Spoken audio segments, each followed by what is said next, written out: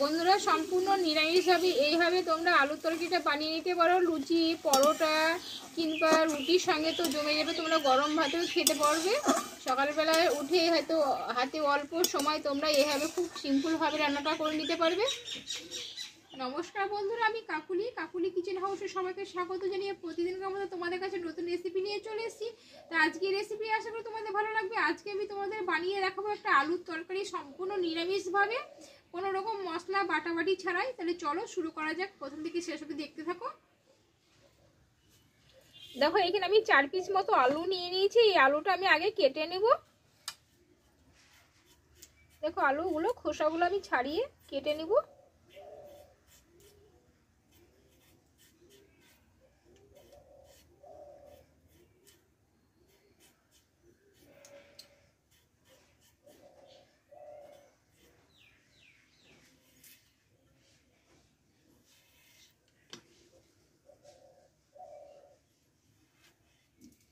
দেখো এটা আমি ঠিক এই মাপের করে কেটে নেব আলুগুলোকে।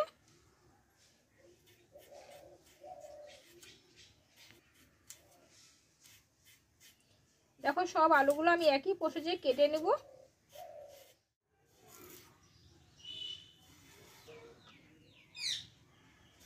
দেখো আলুগুলো আমি একই সাইজে কেটে নিলাম। দেখো আলুগুলো কাটা হয়ে গেল, আমি জল দিয়ে পরিষ্কার করে ধুয়ে নেব। বন্ধুরা আলুটা কেটে আমি পরিষ্কার করে ধুয়ে নিয়েছি। এইবার এখানে একটা আমি ভাজা মশলা বানিয়ে নেব, আর আদার্স কিছু মশলা দেব না। তাহলে চলো। দেখো বন্ধুরা উনুনটা ধরিয়ে কড়াটা গরম করে নিয়েছি। এবার এই ভাজা মশলাটা ভেজে নেব আমি। এখানে দেবো 3টি শুকনো লঙ্কা, আর দেবো একটা তেজপাতা, আর কিছুটা গোটা জিরে দিয়ে আমি ভেজে নেব মশলাটাকে।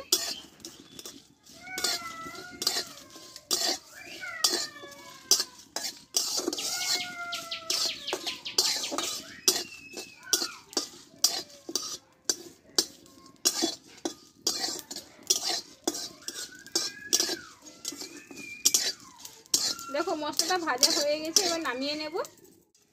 দেখো এই কড়াইয়ে আমি কিছুটা সরষের তেল দিয়ে দেব। এই তেলে আমি আলুগুলো দিয়ে দেব।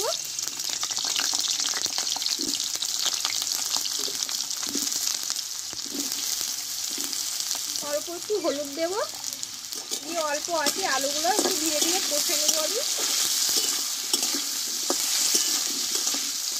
খুব সিম্পলভাবে রান্নাটা খুব তাড়াতাড়ি সহজভাবে হয়ে যাবে, কিন্তু খেতে অসাধারণ। তোমরা হাতের কাছে সময় অল্প থাকলে তোমরা সকালবেলা টিফিনে এটা বানিয়ে নিতে পারবে।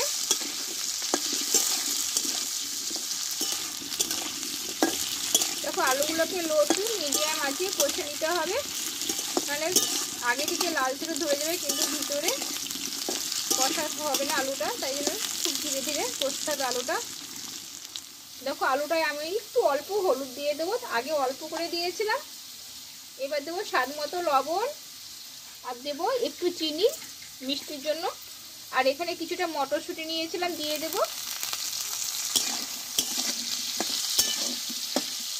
একটু নাড়াচাড়া করে নেব।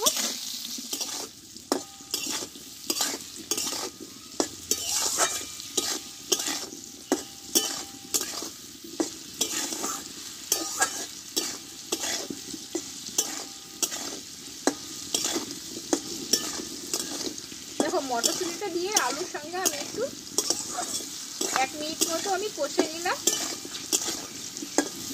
এবার এতে আমি অল্প একটু জল দিয়ে দেবো।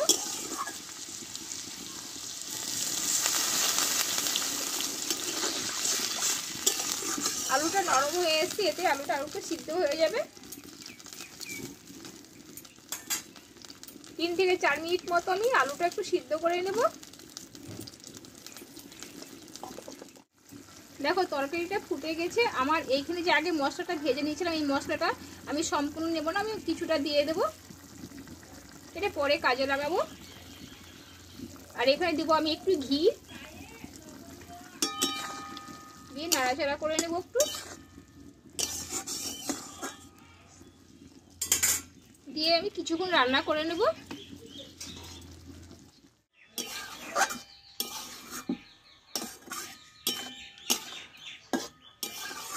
দেখো বন্ধুরা আমার আমার রান্নাটা কমপ্লিট, একদম মাখো মাখো হয়ে গেছে। আর আলুগুলো দেখো পুরো একদম সিদ্ধ হয়ে গেছে। এবার নামিয়ে নেবো আমি।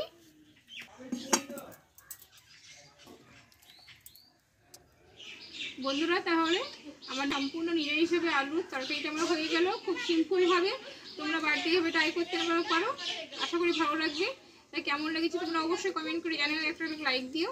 আর যে সকল বন্ধুরা এখন নতুন তারা চ্যানেলটা আমার সাবস্ক্রাইবের পাশেই থেকো। আবার পরে রেসিপি তোমাদের কাছে আসবো। তোমরা ভালো থেকো, সুস্থ থেকো।